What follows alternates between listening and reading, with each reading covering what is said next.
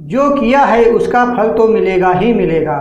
कहा जाता है आप अपने जीवन में जो भी करते हैं या कर रहे हैं उसका फल आपको आपकी मृत्यु के बाद जरूर मिलता है। अगर आपने अपने जीवन काल में अच्छे कर्म किए हैं तो आपको स्वर्ग की प्राप्ति होती है। अगर आपने अपने जीवन काल में बुरे कर्म किए हैं तो आपको नरक भोगना पड़ेगा, नरक की प्राप्ति होगी। आज हम आपको चाणक्य द्वारा बताए गए कुछ ऐसे लोगों के बारे में बताने वाले हैं जिन्हें मरने के बाद नरक भोगना पड़ जाता है, नरक भोगना पड़ता है। तो चलिए इन लोगों के बारे में विस्तार से जानते हैं, हम आपको बताते हैं। यदि आपने हमारे चैनल को सब्सक्राइब नहीं किया है तो सब्सक्राइब कर लें और कमेंट करना ना भूलें। तो मैं अब शुरू करता हूँ, आपको वो कौन से व्यक्ति हैं जिनको मरने के बाद नरक भोगना पड़ जाता है। सबसे पहले मैं बात करता हूँ दिल दुखाने वाले लोगों की। चाणक्य की नीति के अनुसार जो व्यक्ति अपने कर्मों से, अपने व्यवहार से अपने माता पिता का दिल दुखाता है या फिर स्त्री को दुखी करता है या किसी को यातना देता है तो वह व्यक्ति मृत्यु के बाद नरक को प्राप्त होता है। अगर आप चाहते हैं आपको मृत्यु के बाद नरक ना भोगना पड़े तो आपको इन कामों को नहीं करना चाहिए जिनसे कोई दुखी होता है। आपको अपने कर्मों से किसी को दुख नहीं पहुंचाना चाहिए। अब बात करते हैं दूसरे लोगों की।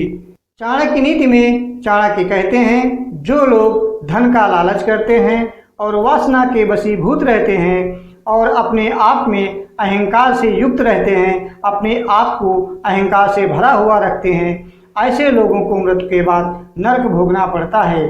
चाणक्य कहते हैं कि आपको जीवन में कभी भी किसी चीज के लिए लालच नहीं करना चाहिए, वासना के वशीभूत नहीं रहना चाहिए, वासना के वशीभूत नहीं होना चाहिए और ना ही अपने अंदर अहंकार को रखना चाहिए। अब बात करते हैं तीसरे प्रकार के लोगों की।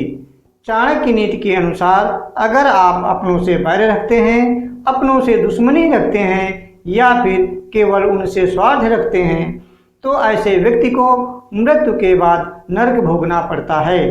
चाणक्य नीति के अनुसार अगर आप खुशहाल जीवन बिताना चाहते हैं तो आप किसी से बैर ना रखें और किसी को भी अपने स्वार्थ के लिए इस्तेमाल ना करें। अब बात करते हैं चौथे प्रकार के लोगों की।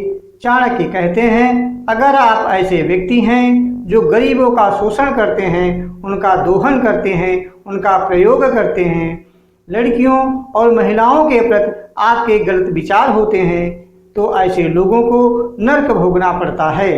यदि आप अपने जीवन के बाद नरक को भोगना नहीं चाहते हैं तो आपको किसी का भी शोषण नहीं करना चाहिए और ना ही किसी के प्रति गलत विचार अपने मन में आने देना चाहिए और आपको हमेशा भलाई करनी चाहिए।